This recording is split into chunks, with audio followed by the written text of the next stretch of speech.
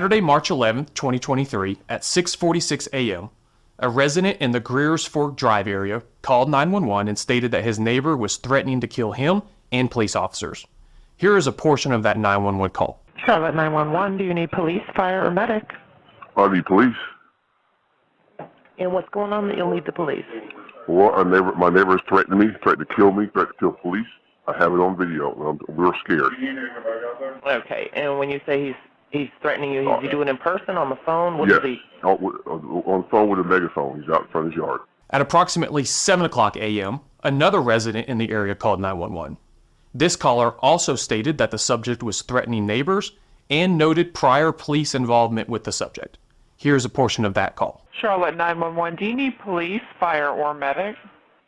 I need police. I need to file communicating threats report. I'm working with CMPD crisis response team, and our neighbor is threatening us currently, and the officer with crisis response told us to call 911 to file a police report. Between September 2017 and this date, police had responded to this residence 46 times.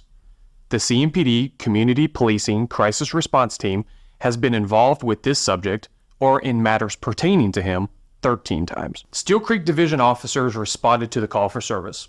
The responding officers were familiar with the subject, identified as Anh Thai, from previous encounters. They also knew that he had an outstanding order for his arrest related to a previous communicating threats incident. Upon arrival of officers, the subject used a megaphone from inside of the residence and refused to come outside. You are not police. I am the president of the USA. You're talking about John Trump. The subject's mother exited the residence and told officers that the male had a firearm. This was the beginning of a nearly 30-hour armed standoff between the male and police. Have sit pill. He has pills? Sit the gun, have the sick.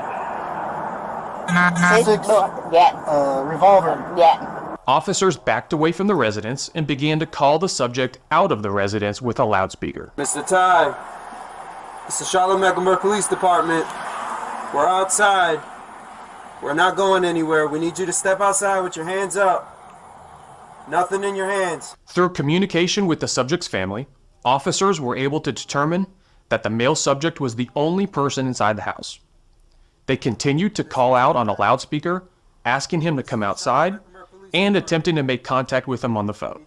Okay, đưa lại điện thoại cho cảnh sát. Hai bạn tao nói đi mà cầm. Do you hear me, officer? Yes. So she says that he does have a revolver in his room somewhere. Again, this was a subject that had a valid order for his arrest, armed with at least one gun, who was threatening to kill neighbors and police officers, and was refusing to comply with law enforcement officers. The CMPD SWAT team operations supervisor, Sergeant Michael King, was notified of the incident. He and a small number of on-duty SWAT officers responded to the scene. 2 additional warrants for arrest were obtained against the subject for communicating threats. Because the subject was deemed to be a danger to himself and others, an involuntary commitment order was also issued. Officers on the scene were repeatedly attempting to make contact with the subject to negotiate his surrender, but he refused to engage in conversation. They began to use a loudspeaker device called an LRAD. At approximately 10:50 a.m., SWAT officers on scene approached the residence and breached the front door. 06-2539. Well, I will call you. I just need you to answer your phone.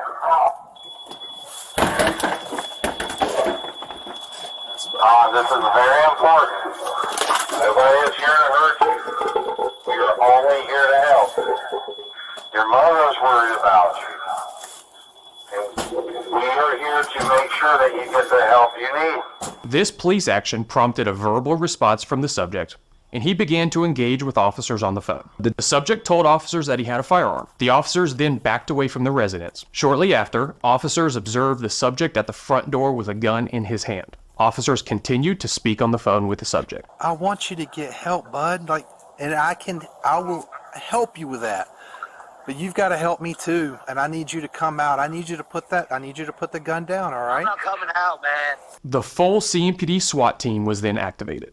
Crisis negotiators also responded to enhance negotiations with the subject. By 1:30 in the afternoon, the SWAT team was fully assembled. Negotiation attempts had been ongoing for the duration of the incident through loudspeakers and the telephone. Do not leave that house with a gun in your hand. Do not. Listen, I can't be more clear than that right now, okay? Do not walk out of that house with a weapon in your hands. Okay? Don't do that. I can't be any more clear right now. Do not do that. Oh, Hey, King. can I call you King? King, my name's Matthew, and I'm with the police department, and I'm out here right outside your house. King, I've been listening to everything, and I've heard everything you've said, and I'm really worried about you. Because the subject had closed the front door, a SWAT vehicle was used to push the door open again. This allowed officers to be able to physically see inside of the house and send a drone into the house. The first drone was sent in and then removed when the subject got agitated. A short time later, at approximately 1:52 in the afternoon, a SWAT vehicle was used to push down the front door. This was due to the fact that the subject had continued to close the door after it being pushed open. At approximately 3 o'clock in the afternoon, a search warrant was issued for the residence. Communication with the subject was ongoing with both a loudspeaker and telephone. From this point on, in order to gain both a tactical advantage and communication advantage, and to encourage continued communication by the subject, a SWAT vehicle was utilized to breach or remove several windows and doors from the residence. At 3:45 p.m., an upstairs window was breached. Another tactic used by police during this incident was shutting off the power to the residence. This was done at approximately 3:50 p.m. Shortly after 4 o'clock in the afternoon, another drone was sent into the residence. The subject damaged the drone, rendering it disabled. At 4:18 p.m., a first floor window was removed. At approximately 4:20 p.m., another drone was sent into the residence and was disabled.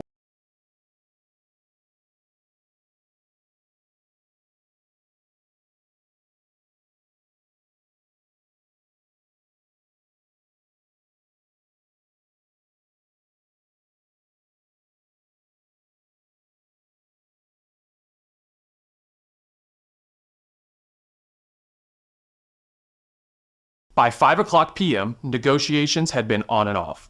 This was around 9 hours into the incident. The subject then appeared in the front doorway with a firearm in his hand. A SWAT officer perceived a lethal threat and fired one shot.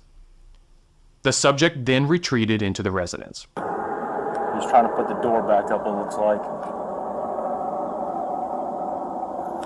Gun in his left hand. Shot out. We want to make sure you're okay. We need you to come down to the front door with nothing in your hand.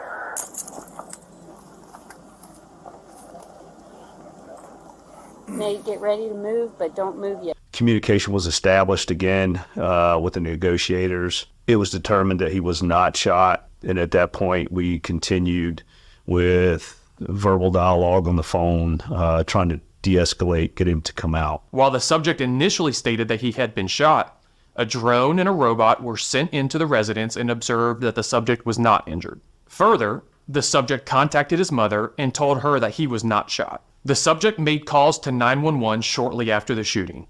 Here are portions of those calls. Charlotte 911, do you need police, fire, or medic? I saw the police shot a person because he was holding a gun and pointing at police. And the police shot him. He's dead. I need to make a police report. Okay, well, where are you at so we can make that report? I'm in heaven. Oh, okay. I'm a ghost. Yes, my name is Lucifer. I'm not real, all right? I'm in heaven. Okay. And I saw, I'm the messenger of God, all right? God, the Holy Bible. I swear by the name of Jesus Christ. I saw the police kill this idiot fool holding his gun, cocked back, pointing at them, knowing damn well there's a sniper across the street.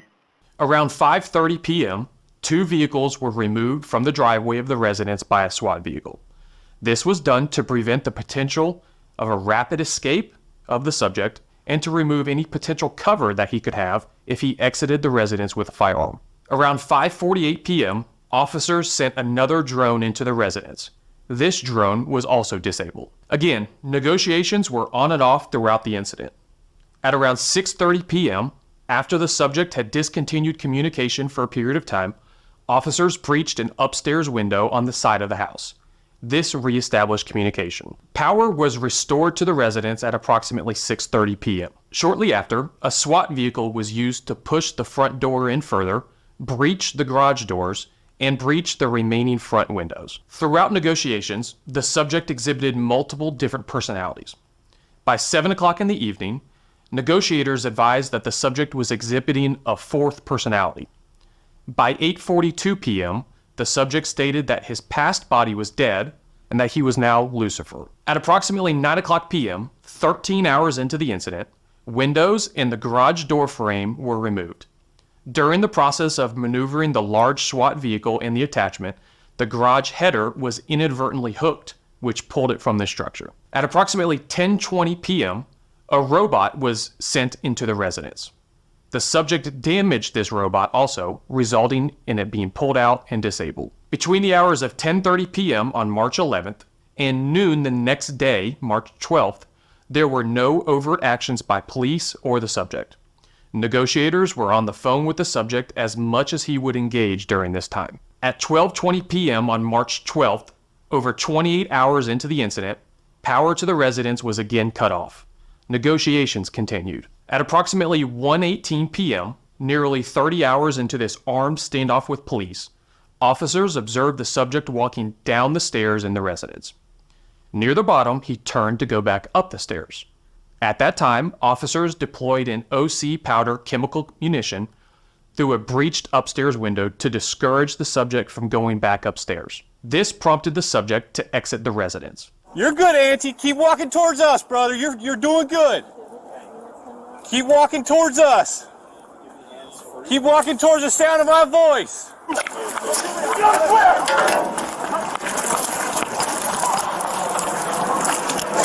I got cuffs.